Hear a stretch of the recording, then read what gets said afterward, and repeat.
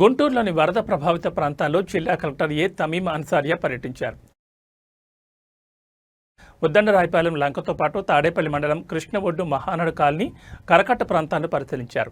కృష్ణానదికి 6 లక్షల క్యూసెక్లు పైగా వరద నీరు వస్తుందన్న ఆమె ఇప్పటికైనా సమీప ప్రాంత ప్రజలు పునరావాస కేంద్రాలకు వెళ్లాలని కోరారు. ఇందుకోసం వాహనాలను ఏర్పాటు చేయాలని అధికారులకు ఆదేశాలు ఇచ్చారు. అలాగే వరదల పరిస్థితిపై జిల్లా కలెక్టర్ కార్యాలయంలో ఏర్పాటు చేసిన కంట్రోల్ రూమ్ ఫోన్ నెంబర్కు సమాచారం అందించవచ్చని తెలిపారు. ఆల్రెడీ కొంతమంది వెళ్ళిపోయారు మేడం.